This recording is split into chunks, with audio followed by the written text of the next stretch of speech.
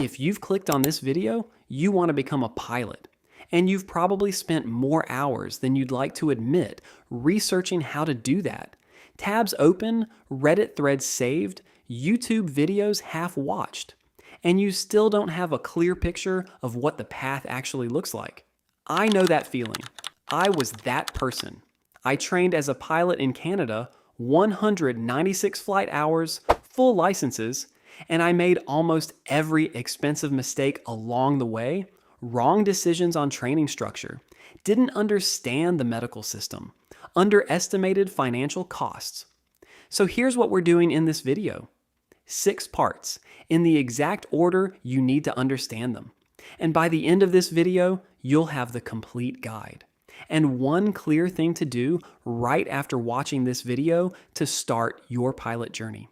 This video is the actual map for you to follow, so you can stop researching and start moving towards making your pilot dream a reality.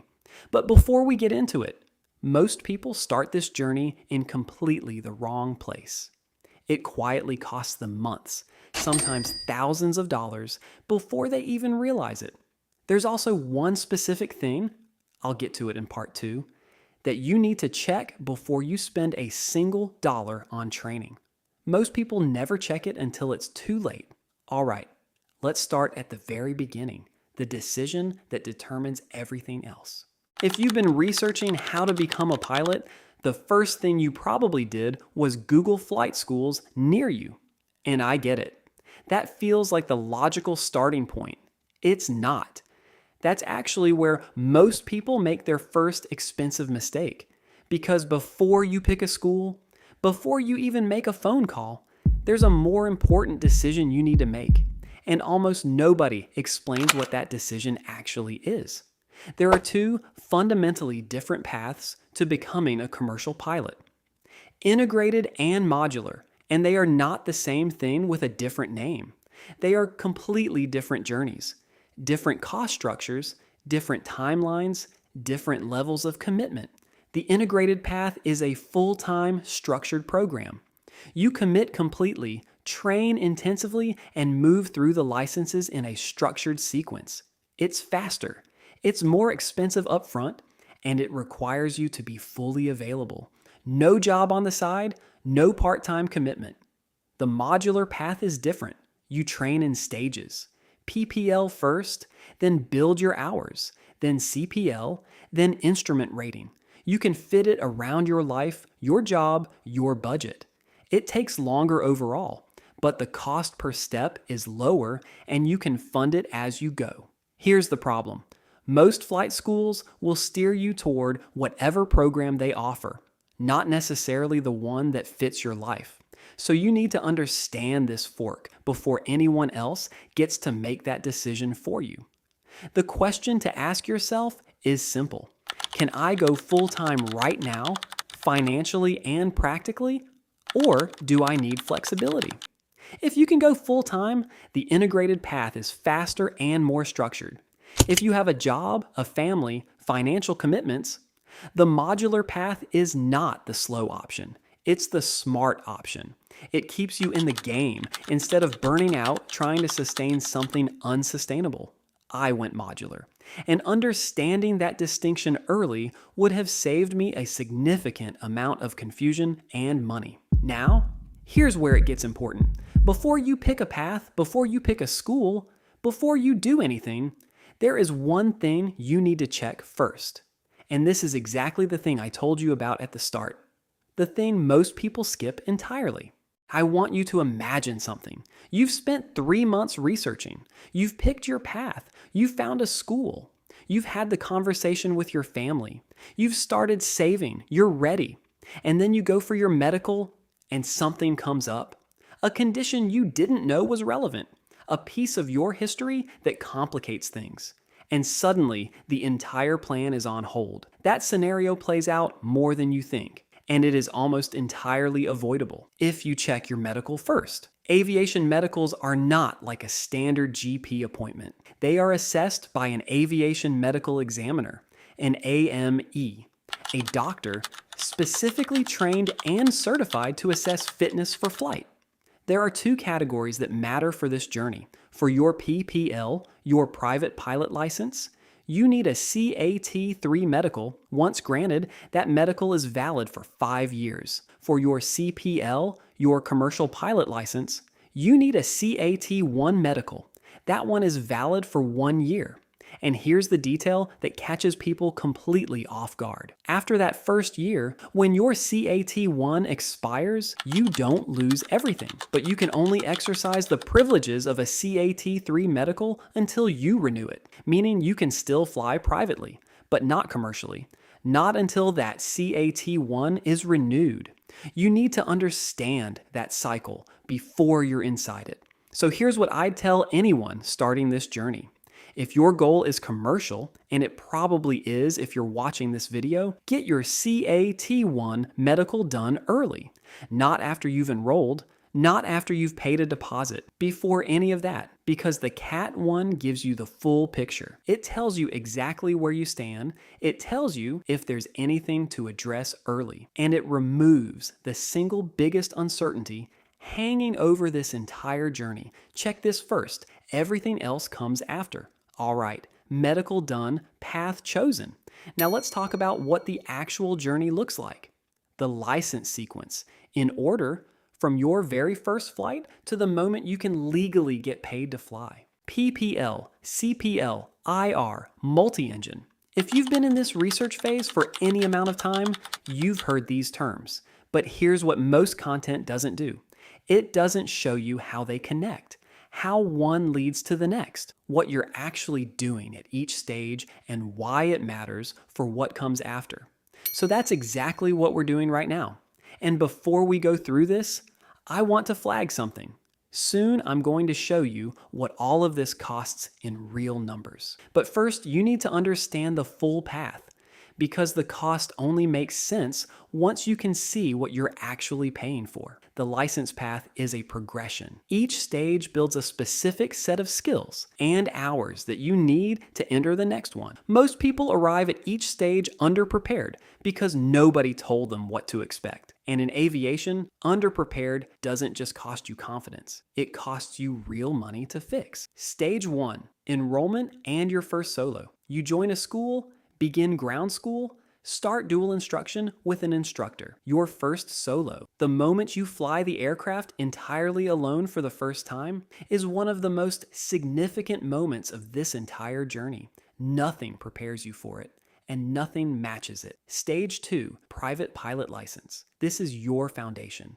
Minimum 45 hours of flight time in most countries. You're learning the fundamentals: navigation, weather, circuits, emergency procedures. This is not the destination. This is the starting line. Stage 3, hour building. After your PPL, you need to accumulate hours toward your CPL minimums, typically around 200 hours total. This stage is often the longest and most underestimated. You're flying, but you're not in structured training. You need discipline here more than anywhere else on this path. Stage 4, your instrument rating. This is where you learn to fly in cloud, solely by reference to instruments. No visual horizon, no external reference. This is one of the most challenging and most valuable ratings you will earn. It separates recreational pilots from professional ones. Stage 5, commercial pilot license. The license that legally allows you to get paid to fly. You'll need your hours, your IR, and to pass both theoretical and practical examinations to hold this. Stage 6, your multi-engine rating. Required for virtually every commercial flying role. You'll demonstrate competency on multi-engine aircraft, including how to manage the failure of an engine in flight. That is the full path, 6 stages, in that order. Now, I promised you the real numbers. Here's what all of that actually costs. I'm not going to sugarcoat this section. Aviation training is expensive. That's a fact. But here's what I've learned. A number without context is just scary. A number with a plan is a project. So let's put the number in context. Most resources either hide the cost entirely or throw out one big number with no breakdown. Neither of those is helpful. The big number without a plan is what stops people. And what I've found from my own training and from talking to pilots at every stage is that people don't run out of courage. They run out of money mid-training. And that happens because they didn't plan the full cost from the beginning. There are also costs nobody mentions up front. Accommodation if you're training away from home, exam fees, a good headset, several $100s and non-negotiable, study materials, retests, because not everyone passes first time, and that's not a failure. That's just reality. Medical renewals. These aren't optional extras. They are part of the journey. So what is the real number? On a modular path, you're looking at roughly $60,000 to $120,000 US dollars across the full journey, from PPL through to your CPL and ratings. The range is wide because it depends on your country, your school, how often you fly, and how many attempts you need on examinations. The integrated path typically sits at the higher end, but compressed into a shorter window. Here's what I'd encourage you to do. Don't look at the total and make a decision based on it. Break it down by stage. Fund it stage by stage if you need to. The modular path exists precisely for this reason. It lets you build as you go. And the return on this investment, when you're sitting in the right seat of a commercial aircraft, it's very real. So you have the path and you have the cost. But here's the question I know is sitting at the back of your mind. The one you're almost afraid to ask. How long is this actually going to take? And am I already too late to start? I want to be straight with you here, because this is the section where a lot of aviation content lets people down. You'll see transformation videos, 0 to pilot in 8 months, first solo in 6 weeks. And those stories are real, but they are not the average. And building your plan around the exception is one of the most common reasons people lose momentum when reality hits. This is where people quietly give up, not because the path got harder, because the timeline was longer than the YouTube video suggested. And nobody told them that was normal. So here is what a realistic timeline actually looks like. Your timeline is directly shaped by how often you fly, the weather in your training location, your finances, and which country you train in. The pilots who burn out mid-training are almost always the ones who had an unrealistic picture in their head of how fast this was supposed to go. When the reality doesn't match the expectation, doubt creeps in. And doubt, not difficulty, is the thing that actually stops people. PPL, training consistently, 6 to 12 months. Hour building, depending on how frequently you can fly and how you're funding it, 12 to 24 months. CPL and instrument rating, an additional 6 to 12 months of structured training. Total realistic timeline on a modular path, 2 to 4 years for most people.